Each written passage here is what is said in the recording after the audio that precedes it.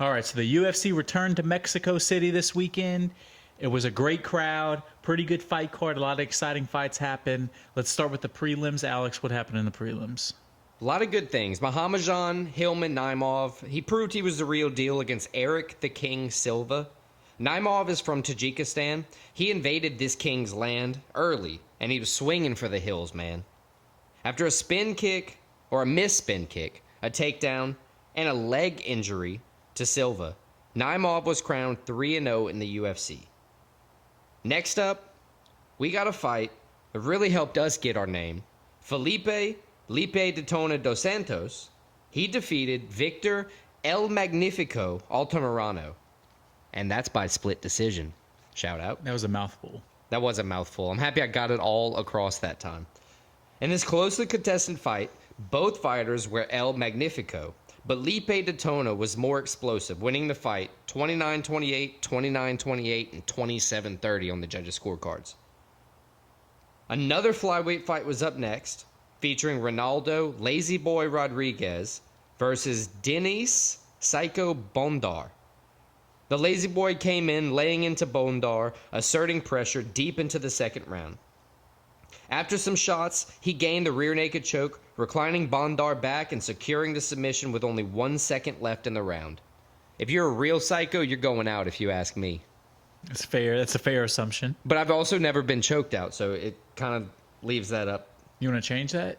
Not tonight. No. All right, what's the rapper's name? I'm a killer. I'll choke you, but I'm no killer, baby. Yikes. Ice Spice? There you go. With no fights over lightweight, we've got another flyweight. Claudio Prince of Peru Puelles fought Ferris Smile Killer Zayam.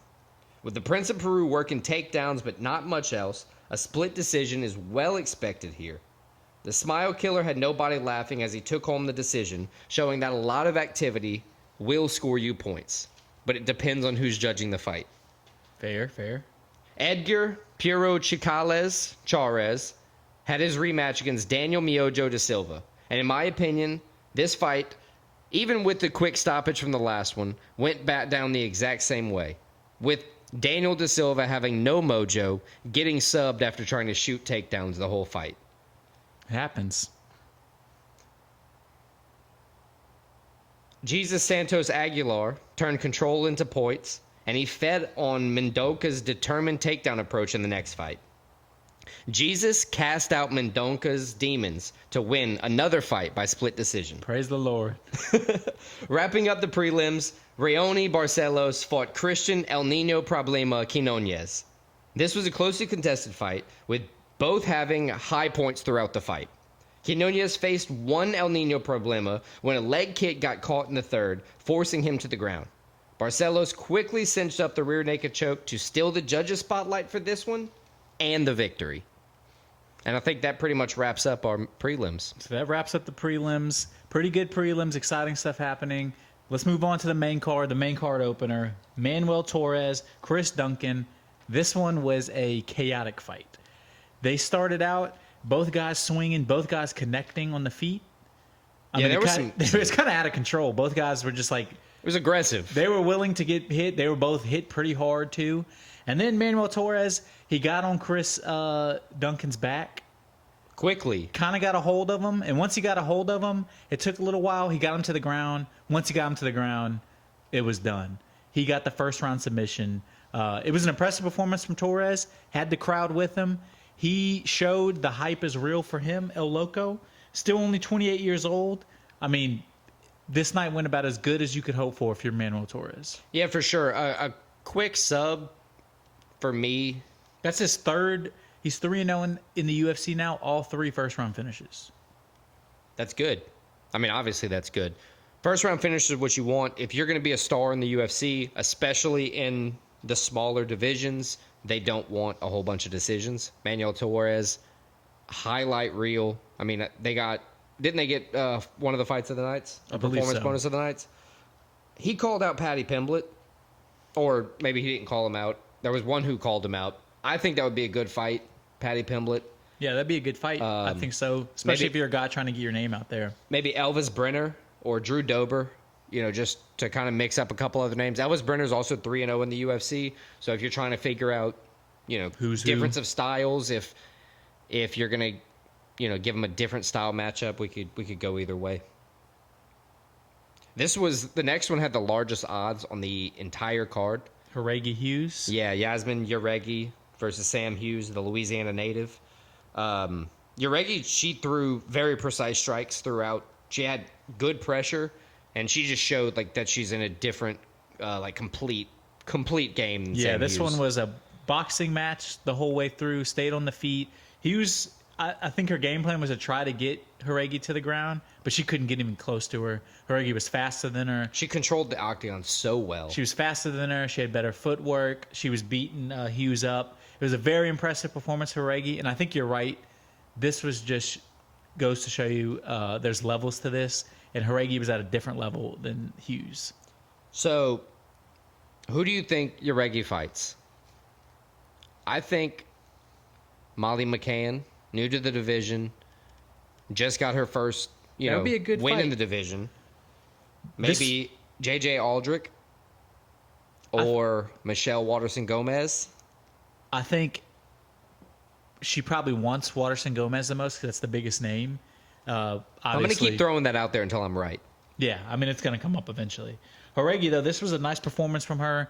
She's coming off of her first career loss. We've said it before. It's always interesting to see how that goes, especially when you get knocked out in 20 seconds. Yeah, from Denise Gomez.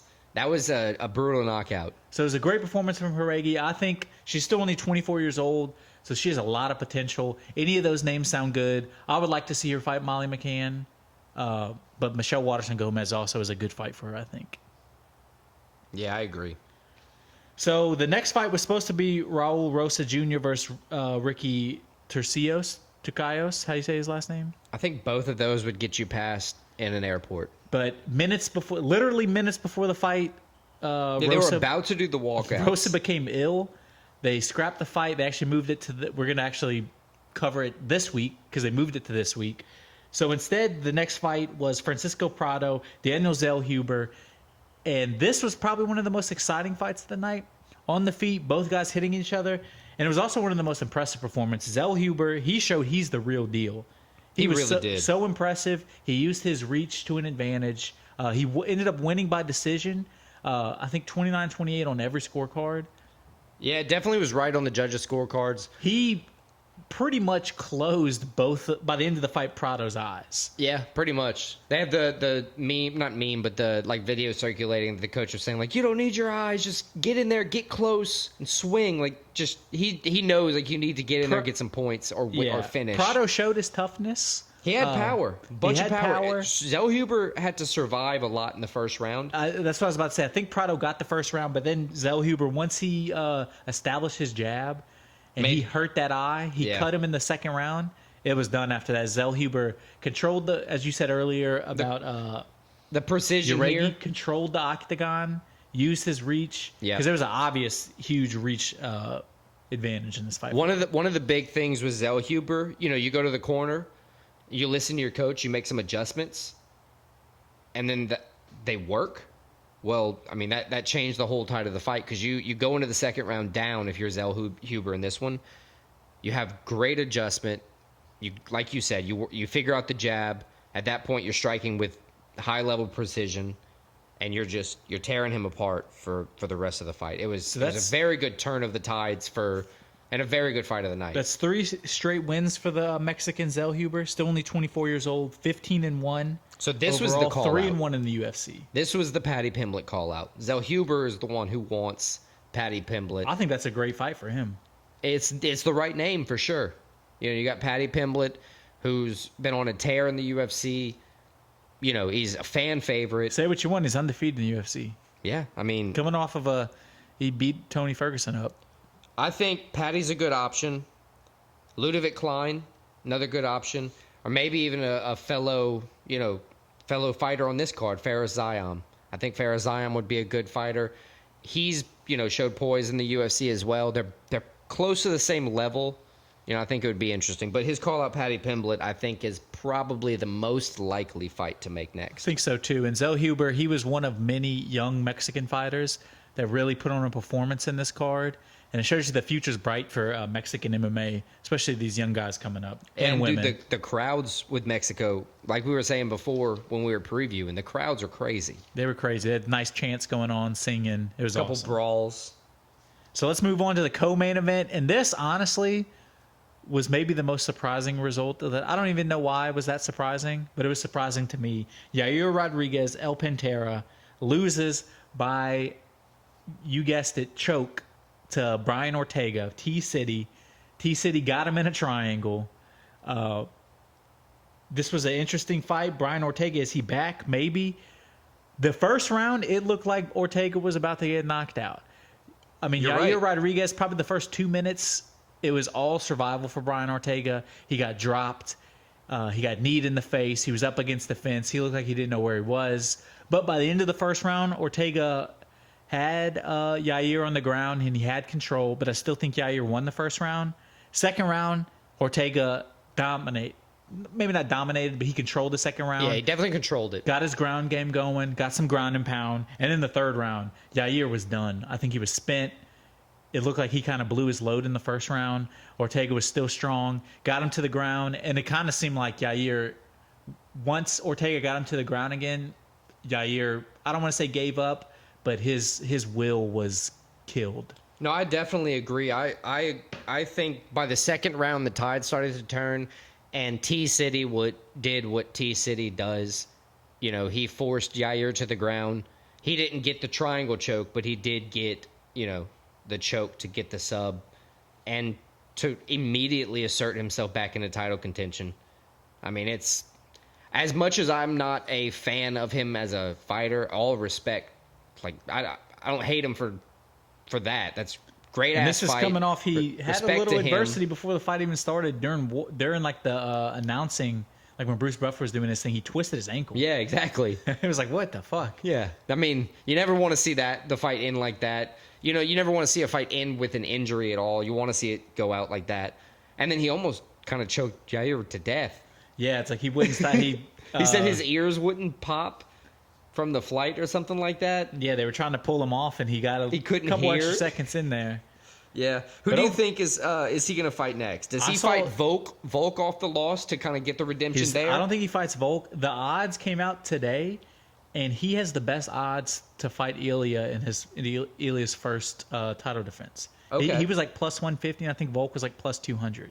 So I don't think that's Volk gets the immediate shot, but I do think he deserves a rematch with how he's fought in his entire career. I mean, agree too, but I would like to see. I think I wouldn't be mad if Ortega got a shot at him. No, after this performance, I agree. I think both of us were kind of poised to say that Yair The deserved winner a of title this shot. fight Yeah. had a claim at a title shot against a new champ. If not the title shot, I think Ortega could face Volk again. Kind of a changing of tides. If Volk's going to lose again, have Ortega, be the guy to at least avenge his own loss.